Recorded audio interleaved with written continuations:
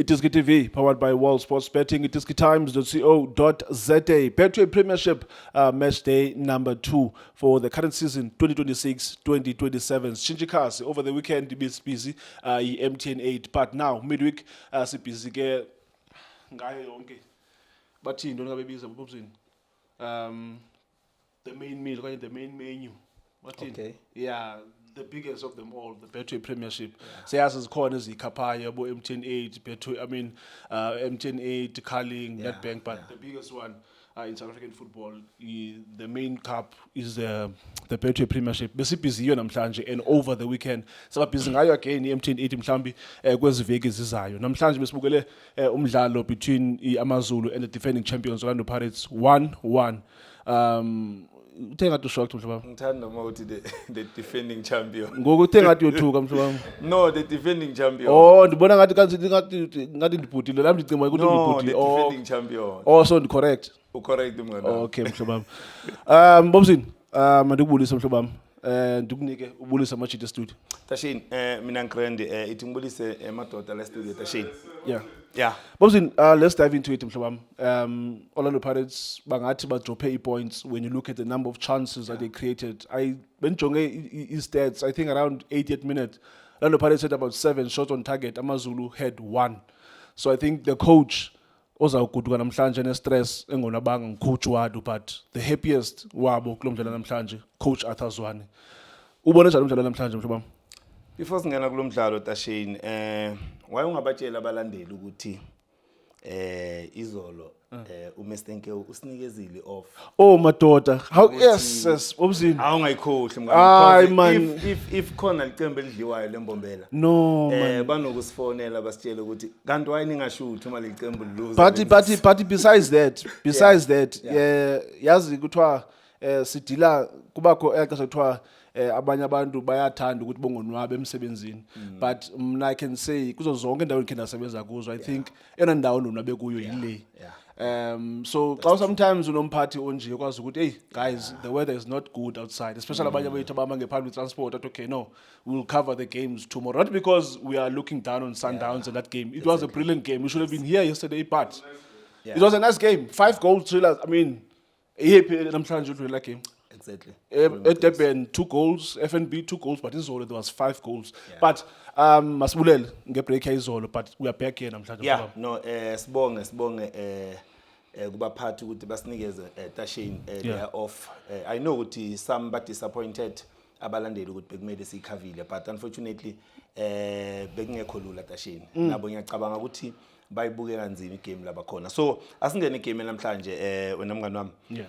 Yeah, I think for Amazulu njengoba usho ba happy for ukuthola point badlala ekhaya against the defending champion, which is Orlando Pirates. But mawungabheka the way Orlando Pirates ngicabanga ukuthi icala ngakhona mina Shane, I think they were better than Amazulu first half. I think Orlando Pirates they created more chances la khona ngicabanga ukuthi bekumele benze ngcono belicembe Orlando Pirates. The way mawungabheka the Orlando Pirates icala ngakhona, the likes of Patrick Tito Maswanganye, he played well Shane. The way they are combining ngakhona uTito kuleya number 10, I think he lent esidingayo. Unfortunately mhlawumbe akayenzi lento week in week out, but the way uTito yenza ngakhona mnganami ukuthi udlale lokho ukuthi ubone abombuthuma, ubone abolungu bathola lawo ma clear chances. La ngicabanga ukuthi bekumele ba repeat le game first half, because Tito was trying, and okunamanye ama pass uTito engimaziyo even na last season bekawashaya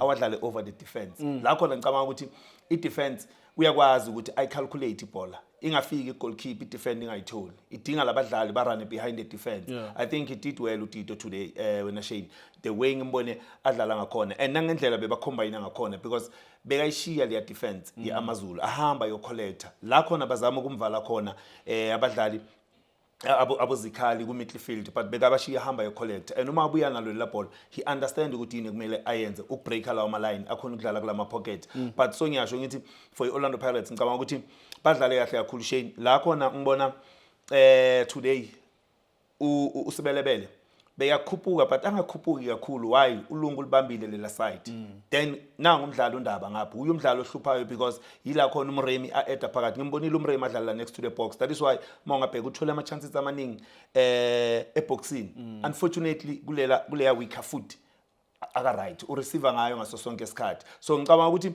I game plan ka coach Wadu beyihle kakhulu Shane because of ngibonile ukuthi beka overload kakhulu kulela side because masibona uNdaba ahamba yo eda lapha then uyakhona ukubona ukuthi okay nangu uDansini nangu uNduli what a game for uNduli abuya kuleya injury Shane but before ngiqhubeka I'm disappointed Shane I think our referee ngathi bangenza kangcono Shane yabona kwezinye izinto bangahlala bangaboni mhlawumbe lawo mafoul mhlawumbe lawo offside but Shane ayilama tackle esiwabonayo guys we are losing talent ngalama tackle uNduli manje ubuya ku injury uhambile ngaleya injury it's a straight red Shane it's a straight red if abo referee abakhona ukubheka lama tackle ukuthi sizolahlekelwa italent ngalama tackle afana nalawo no ngicabanga ukuthi uNgwenya bekumele ahambile Shane bamnikeza red card because awukwazi ukuhlala kuenkele ngaleya ndlela Shane so if abo referee abafuna ukuprotecta abadlali sinabo manje sizoba ne problem Shane angifuna ukutshela manga even namanje kumele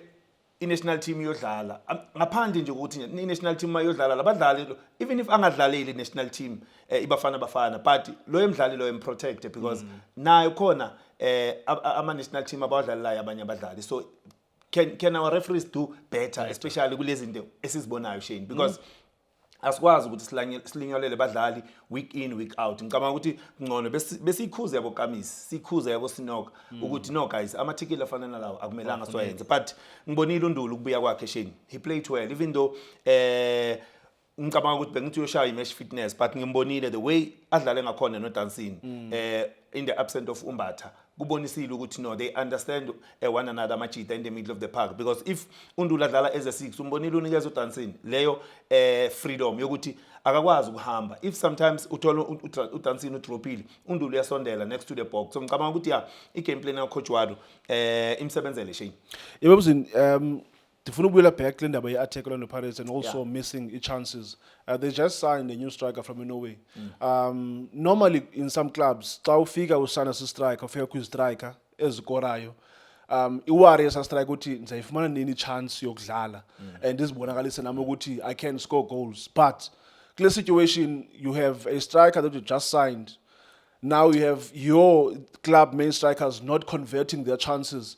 Ifaka ipressure ngakanani kwesi striker sitsha because I think the fans they will be expecting a lot from him ukuthi he could be our solution.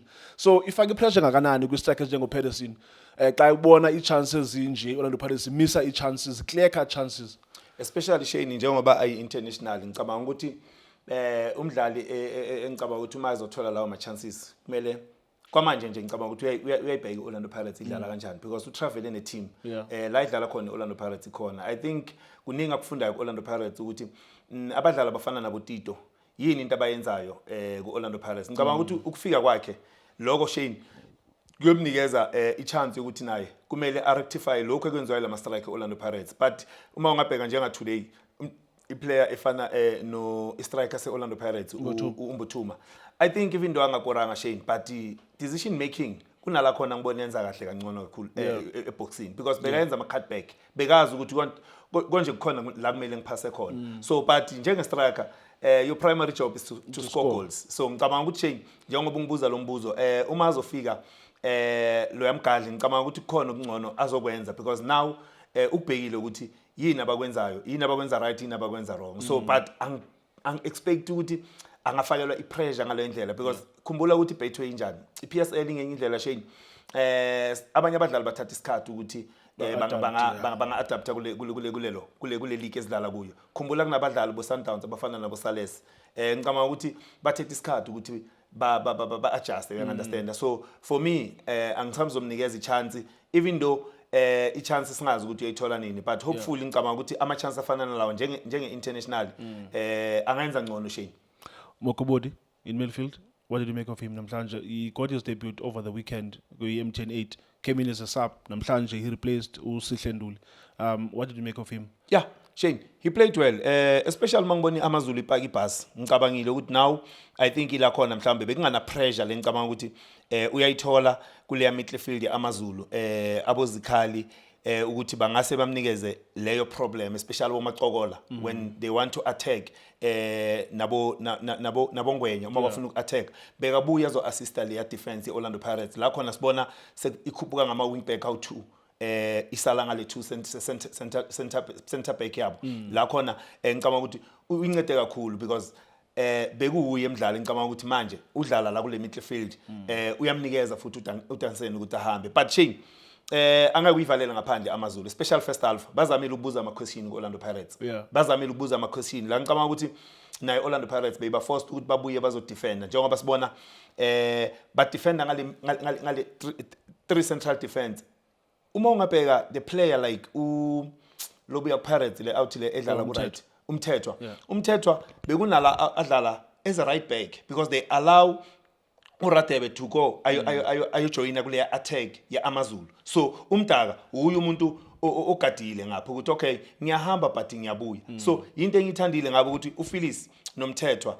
noHanamup yibo abadlali bebadlala lapha kule defense allowing labo badlala ukuthi bajoine le attack kubo kulentwana striker sesisa amaZulu so nako lokho Shane kukunikeza something ukuthi coach Atazwane ubonile ukuthi okay manje first half ngcono ngibuze le mibizo because manje ngiyalidwa but second half umbonile bese kapaka ibhasi because shot bese kafuna le draw after atholele la goal le penalty ubonile ukuthi manje into engayenza ukuthi ngithole i-draw Orlando Pirates because Orlando Pirates yiyo bese izama ukupressurize amaZulu especially ukuthi ilethe amabhola eboxini. Well, Obzin, masivale mhlobo sinikile signal uJust ukuthi sivale. Durban's Kings Park Stadium bedlala irugby phezulu but we have to give credit ko groundsman belabala bedlala irugby izolo. I think All Blacks ne Sharks bengicimba ukuthi hey izabamba ipitch but it looked better. It was decent. It was a decent pitch.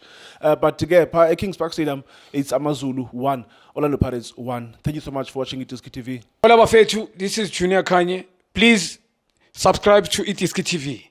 This is Bongane Benedict Vilakazi, they call me so. Niyazi bafethu, Amakhosi for life, they are back in winning ways.